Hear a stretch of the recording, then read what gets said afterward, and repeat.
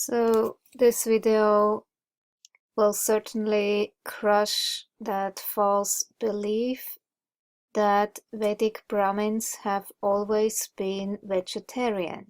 Unfortunately, so much coming from India has been adopted in the belief that it has always been an Indian tradition. This is a book about this topic: eating traditional food, politics, identity and practices, shared by a friend. Description: due to its centrality in human activities, food is a meaningful object that necessarily participates in any cultural, social and ideological construction, and its qualification as traditional is a politically laden value. So here is a chapter on beef. Beef is our secret of life. Controversial consumption of beef in Andhra Pradesh, India. I even found a PDF on this. So Indian diet remains largely traditional, based on cereals accompanied by sauces made of pulses and or vegetables, curd, pickles, and side dishes prepared with green leaves, vegetables, and or meat, fish, eggs, whose consumption is very much conditioned by religion, socio-cultural milieu, and economic resources.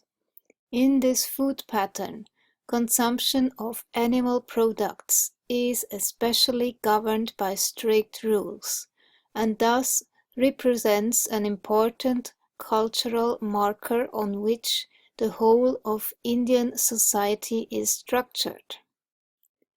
Beef and buffalo meat has a particular status that may be qualified as peripheral. Indians except Jains consume it, but only according to location and caste, for Hindus and Christians, or community affiliation, for Muslims and Buddhists. Due to Western influence and the development of catering, and today offers a wide variety of regional and international cuisines, well-off urban upper castes, notably the younger generation, may be attracted to experience the taste of bovine meat. Nonetheless, apart from Kerala, where its consumption is common, though not among upper castes, beef remains strongly associated with marginalized people: Hindu and Christian Dalits, Muslim and tribal people. This was not always so. Studies on food consumption in ancient India show that cow's meat was the most valued of foods, and served during festivals and rituals, and to welcome important guests. Its gradual proscription by Hindu upper castes results from a long movement of sacralisation of the cow that emerged with a revival of Brahmanism aimed at thwarting influential movements by Buddhists and Jains against animal sacrifice. This prohibition grew stricter during the 19th century, when Hindu nationalists struggled to protect cows from being slaughtered. Always fucking political. Brandished as the symbol of Hindu identity, or according to the Shraddha Jagateri, as a potent symbol of religious difference. There is another book, The Myth of the Holy Cow by D.N. Shah. This is what this video is about debunking the myth that Indians have always been vegetarian. They haven't. The issue of cow slaughter and beef consumption is once again in the eye of a political storm. Hindutva ideologues, aided by the government, have successfully mounted cow protection programs across the country and are in the process of using the cow as a political symbol to polarize Hindu and Muslim communities. Frontline spoke to D.N. Shah, the eminent historian of ancient and medieval India, on the food practices in India over the centuries and the place of the cow within these systems. Shah has published numerous seminal books on ancient and medieval India. His books Holy Cow, Beef in Indian Dietary Traditions 202 and The Myth of the Holy Cow 209 drew upon vast historical sources to establish the practice of beef consumption from ancient India onwards, thus dispelling the Hindutva myth that the practice of beef eating was introduced during Islamic rule in India. His books attracted considerable controversy, and Shah also received death threats from Hindu extremists for positioning the theory. He explains how popular myths about the cow and beef eating were systemically etched into the nation's memory by Hindutva extremists, and speaks about the larger political interests and rewriting history. Rewriting history. Oh dear.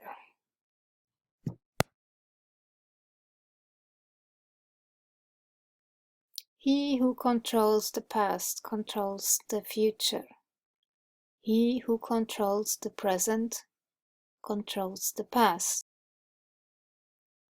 What prompted you to take up historical research on the dietary habits of early India? Why does beef eating become so central an issue in your book? Dr. Shah answers, since I was interested in the issue of Hindu identity and its relation to food culture, I undertook the research on the early dietary history of India. In the course of my study, I found that there was considerable material on beef eating, which could be put together. Also, those were the days when the NDA, National Democratic Alliance, was in power at the center, and there was a controversy going on about the mention of beef eating in NCERT, National Council of Educational Research and Training, textbooks. This prompted me to integrate the relevant data into a book and present it before the reading public. That is why the history of beef eating became central to the book. But if you read the book, you will come across much evidence on the practice of eating the flesh of other animals too. The cow has been an important figure in an agrarian economy. Was there any economic logic to cow sacrifices or slaughter in early India? Dr. Shah answers, cattle sacrifices can be explained in terms of both economic and cultural factors. As you know, the Indo-Aryans migrated to India around the middle of the second millennium BC, and they brought along with them several traits of Indo-European life, such as pastoralism, incipient agriculture, and religious beliefs and practices, including the practice of animal cattle sacrifice. They also brought with them a number of Indo-Iranian gods, Indra, Agni, Soma, very famous gods, especially Indra and Agni, for whom sacrifices were made. Since sedentary agriculture had yet to develop, the sacrifice of animals, including cattle, met both dietary and sacrificial requirements. Amongst the gods, Indra had a special liking of bulls and buffaloes, and amongst men, the respected sage of Mithila, Jainavalkya, sorry, butchering the name, was fond of cow's flesh. Even the New York Times wrote about Dr. Shah's books, which is very good. Message needs to get out. There is another article about caste and eating traditions. In India, caste system ensures you are what you eat.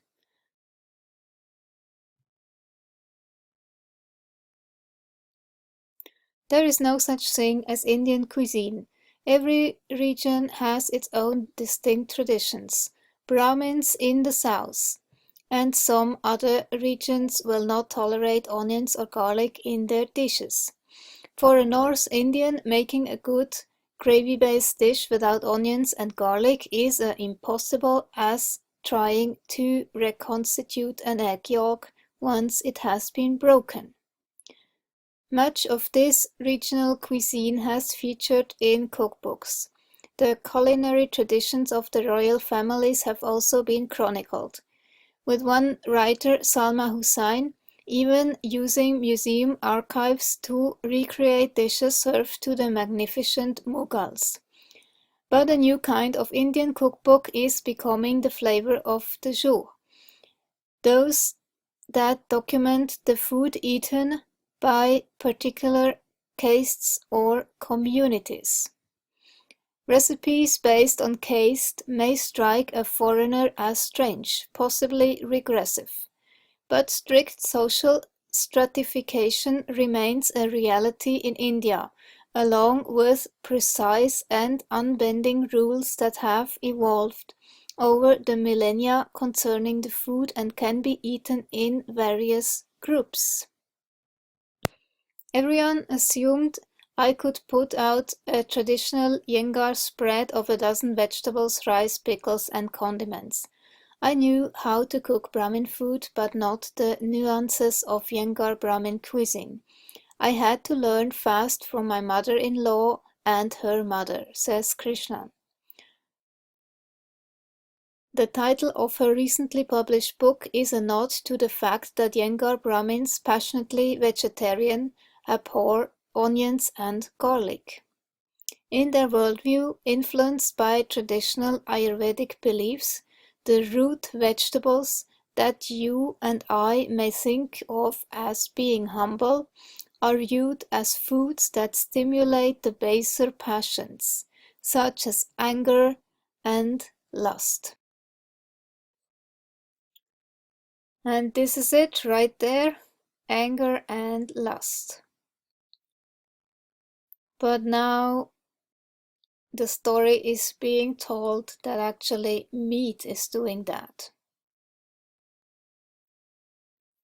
Not just those root vegetables, but meat. Everything is blamed on meat. That's why they are passionately vegetarian. It's a religious belief. Similar to the Seventh-day Adventists who are telling you that meat eating will encourage masturbation or some shit like that.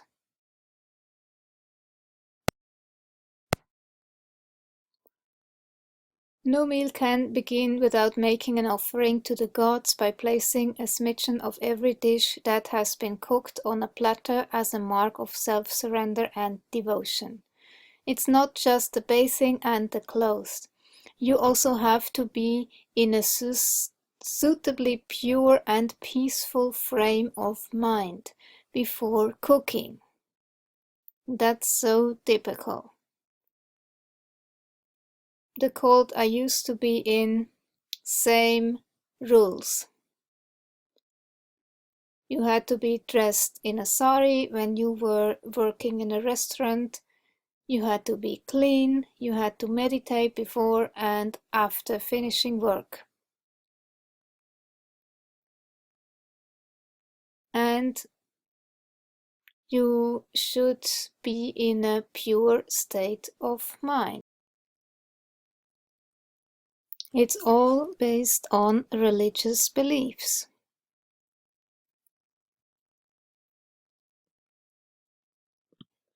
This is basically a tree with many branches, and one comes from India. The yoga meditation movement, there are very often also vegetarians. And then we have also the Seventh-day Adventist. Belinda Fettke has investigated this very thoroughly. Seventh-day Adventists are very connected to the vegetarian diet, but it is also based on a myth. And John Harvey Kellogg was also a member of the Seventh-day Adventists. He was an American medical doctor, nutritionist, inventor, health activist, anti-masturbation advocate, very weird, huh? And businessman. He was the director of the Battle Creek Sanitarium in Battle Creek, Michigan. The sanitarium was founded by members of the Seventh-day Adventist Church. It combined aspects of a European spa, a hydrotherapy institution, a hospital, and a high-class hotel. Kellogg treated both the rich and the famous and the poor who could not afford other hospitals. That's where it all started. Even though it is a video about Indian vegetarianism, I'm adding this because it's another branch of vegetarianism.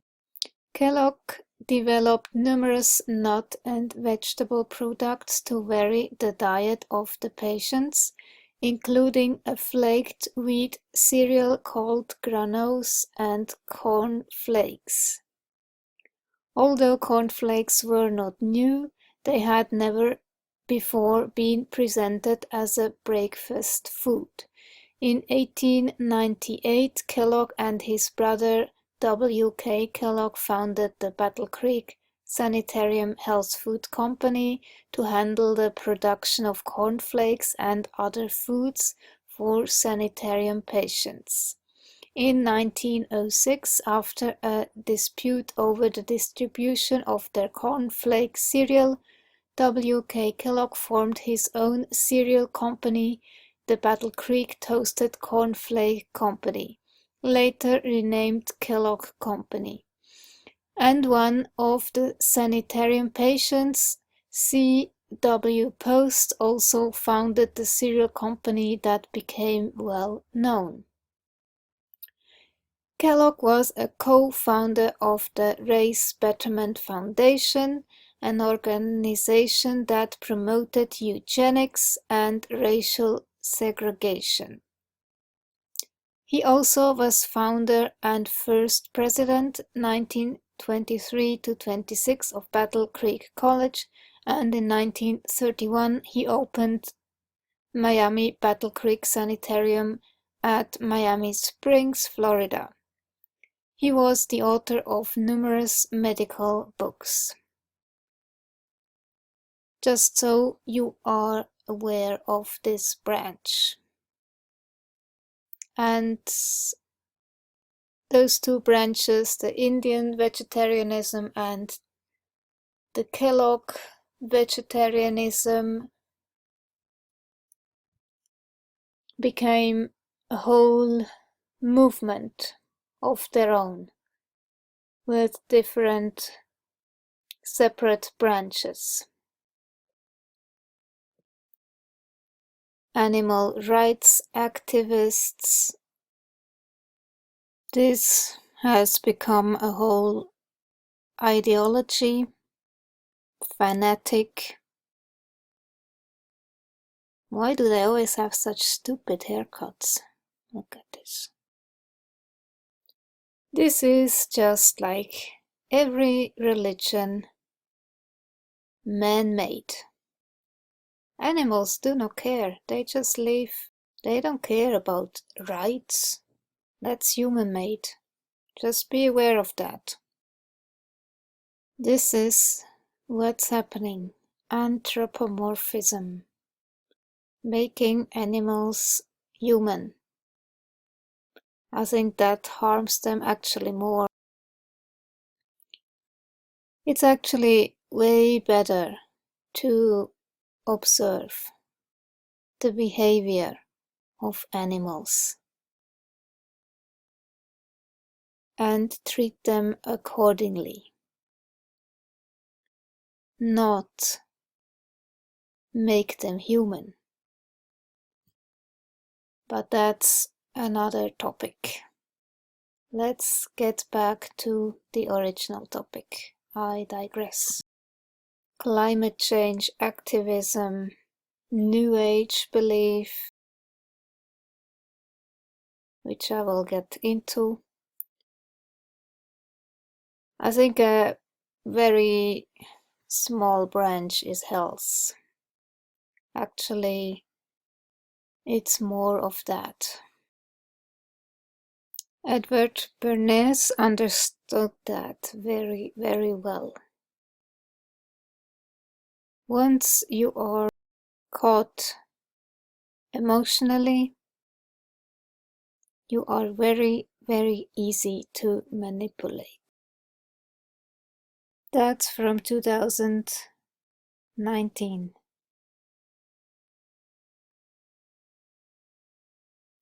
People think they do something useful, fight for the climate, but having no idea about true science, not being informed about facts. Emotion overrules reason. Especially in the New Age movement, you have this umbrella, and they not only practice yoga, they also very often are vegetarians or even vegans, and they meditate and do the mantra singing and breath work, and they believe in karma and reincarnation. It's all under one umbrella and all adopted from India. And I must say, you eat very well.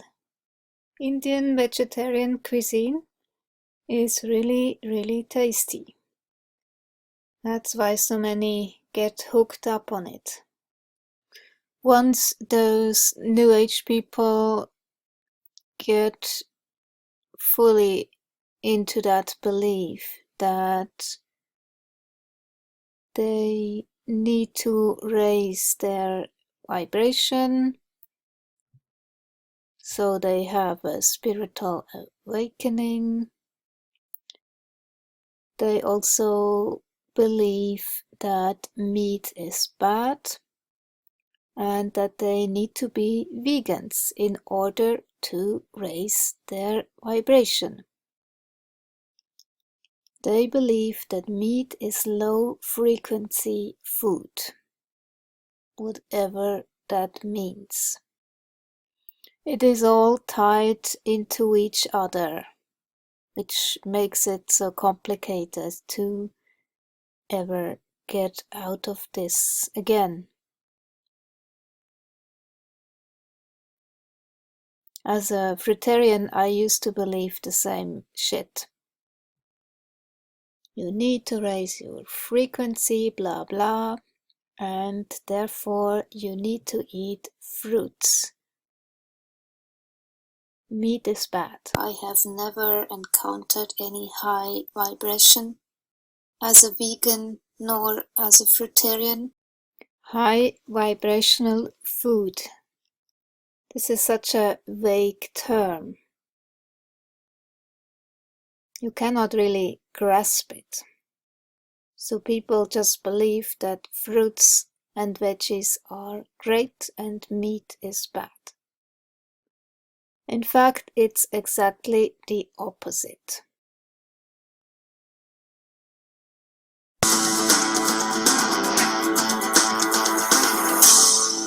We all thought that most Brahmins have always been vegetarians except for some like the Bengali Brahmins who are fish eaters. This idea was contested by a Brahmin named D.N. Shah. He is a historian who has authored several books. Two of his books had unusual claims. They are The Holy Cow, Beef in Indian Dietary Traditions. The second is titled The Myth of the Holy Cow. In these books, Professor Shah makes the astonishing claim that Vedic Brahmins were meat eaters, and the change to vegetarianism came about much later. Publications, inside as well as outside the country, have featured Professor Shah. Surprisingly, rather than being shocked, a literary critic notes in the New York Times that Mr. Shah's book is a dry, straight academic survey, proving what every scholar of India has known for well over a century. In India, the Hindu newspaper reported that it is a work of serious scholarship based on authentic sources, in tune with the methods of scientific research and history. Professor Shah cites sources ranging from the Vedas, the Sanskrit epics, Ramayana, and the Mahabharata, as well as data from archaeological digs. In the text description below this video, the links to the magazines are given, so that you can have more details. In closing, we will see just a few of the references given by Professor Shah. Professor Shah brings to our notice the reference from the Brahmana, where a cow's sacrifice is described. The verse reads thus: He seizes the cow. The cow is the sacrifice. It is the sacrifice he thus obtains. And the cow certainly is food. It is food he thus obtains. In the Rig Veda, Indra, the greatest of the Vedic gods, is described as stating, They cook for me 15 plus 20 oxen. In another place he is said to have eaten the flesh of bulls. Professor Shah further shows that cows were slaughtered and eaten on the occasion of marriage or when an important guest visited them. Beef was recommended for people desirous of bearing a learned son. There were also clear directions as to how many shares were to be made from a sacrificed cow. Therefore, the belief that Vedic Brahmins were vegetarians is a factoid and not a fact. Was neither unslayable nor sacred in the Vedic period. Always political. Now the vegan movement in the West, it's also political. Save the planet. That's funny that they put a cow in this picture. Go vegan. Eat cows. Regenerative agriculture actually does way more for the environment than going vegan and eating only plants and fruits. But vegans never mention that little detail. That's how desertification looks like. That's the real danger. And we are doing a very good job going there by depleting the soil. This is the difference between conventional industrial agriculture and regenerative agriculture. This is where we are headed if we continue like that. But many farmers have started to do the regenerative kind of agriculture, meaning they use cattle and other animals to graze, and then this builds topsoil. One of those is Greg Judy. He has great tutorial videos how to get started, and he is explaining everything from why a small frame cow is better for this type of mob grazing than a big frame cow, and he gives you a lot of very good advice. Check him out, subscribe. He is really great. Good day, folks. This is Greg Judy. Welcome to my YouTube channel, which is Greg Judy, Regenerative Rancher. I just wanted to give a little clip today about what we do. The word out, okay? I need your help. I really need your help. And what we're all about is helping other people get on the land and not give all your money away and keep you from making all these costly mistakes of starting out your own farming system, whether it's, maybe grazing, whatever, cattle, sheep, goats, and how to get a piece of ground. Our unfair advantage, you might say, is we lease a lot of land, and we tried to buy it starting out. So I did everything what the experts told me to do. I bought the land, I bought the animals, bought the machinery, and I almost went broke. Folks, there just wasn't enough money left at the end of the year to make a living. And so I started leasing land. That was in 1999. And today we have 16 farms. I was able to quit my town job in 2009, and I am a full-time rancher today. But there's a lot of people that are starting to come back to the land. I've had this YouTube channel up about a year now, and we're hitting people all over the world. It's unbelievable. I've got 250 videos out detailing all the steps that we've taken, trying to show people what to do and what not to do. And it's exciting. I mean, there's a renaissance of people coming back to the land. 5 acres, 10 acre tracts. Some people are leasing land. They gave up on their dream until they read my book, No Risk Ranching, which is on our website, greenpasturesfarm.net. It talks about how I dang near went bankrupt, but I was able to get back on my feet again by leasing other people's ground. Okay? So it preserves your capital to grow your business. Folks, this is exciting. We're building healthy soil with ruminant animals without putting all this stuff on. You don't need all this equipment. You just need animals. You need some fence and water and management. And that's what we're all about. And it's recovering. We actually need cows and other ruminants in order to replicate what buffaloes used to do in the past. If you can't use cattle for certain areas, use goats. They will eat the weeds that cows don't eat.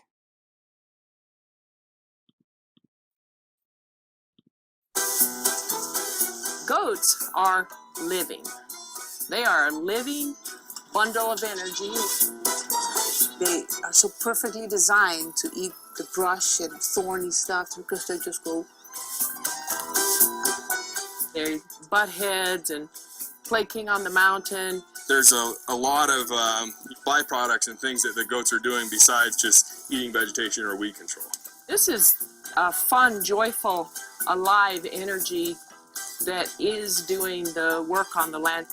A lot of people will come out here and just sit and watch these goats for hours. So it's bringing everything to life, and there's a joy that goes with it. You can't get that with a mowing machine. You can't get it with chemicals. So the goats are doing 15 things at once.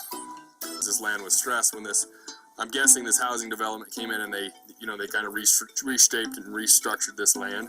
And so when it was disturbed, Mother Nature's band-aid is annuals and biennials and the succession of plants. Our business is goat weed grazing, and our purpose is to improve the soil so that way you can actually control weeds. So we're after just improving the soil quality. A lot of people get hung up on what's above ground as the symptoms, and then they want to spray or something to kill what's above ground. And we're focused on promoting life in the soil to allow the native desired plants to grow. Man has waged war on weeds since the beginning of agriculture. Some weeds are put on the noxious weed list, outlawed, and targeted with chemical sprays. The description of what a noxious weed is it's a non-native, very aggressive plant. Leafy spurge, Russian knapweed, and kochia have made countless acres unpalatable to cattle, horses, and wildlife. Unfortunately, people have sprayed so many herbicides that kochia is resistant to about every chemical known to man. For these contract goat herders, the trick is not to win the noxious weed battle with herbicides, but to participate in what nature is trying to accomplish. If you have good soil, you're going to have good grasses. It's pretty much impossible not to. Recognizing the importance of the animal-plant-soil connection, these goat herders work to convert weeds into something that feeds the soil life. The goats just happen to eat the weeds, but, you manage the cows, the sheep, the deer, whatever you happen to be on there. I mean, that's required to have a good, healthy range land and soil is to actually graze it. So they bring in goats to eat the invasive plants. The cattle, horses, and wildlife will not. So these are cashmere goats. They evolution-wise come from the top of the Himalaya mountains. But a lot of weeds come from Eurasia. So, they have a connection that cattle and horses don't have. These have the enzymes and bacteria that they can utilize all these insane plants that cattle and horses can't. So the goal is to augment nature's restoration process. When you have a disturbance to any ground, and it could be a natural disturbance, like right now the floods, hurricane, drought, fire that causes the ground to be bare, Mother Nature is going to rush in and protect that. She sees it as a wound, like I get a scab. That's to protect my surface and keep my boundary of my skin intact. And so Mother Nature does the same thing. And who does that are annual weeds. That's their job. So they rush in. So you have cheatgrass here, kochia, sunflowers, lamb's quarters, tumbleweeds, Russian thistle, halogeton, all of those annual weeds. That is their job in plant succession, is to rush in and cover that wound and protect the surface and hold your water in. Next, if you don't do anything, you're going to see biannual plants, weeds, which would be all of the thistles except Canada thistle. Common mullein, hound's tongue, dyer's woad. Takes 2 years for it to make a seed and get that root going down so it's starting to build soil structure and bring other things up. So that's the biannual. You have bare ground, annual, biannual. Then you start to see perennials. Often you'll see the perennial weeds first, leafy spurge, Russian knapweed, bindweed, Dalmatian toadflax, all of those that are a big problem, Canada thistle. You'll see those. And then you see grass.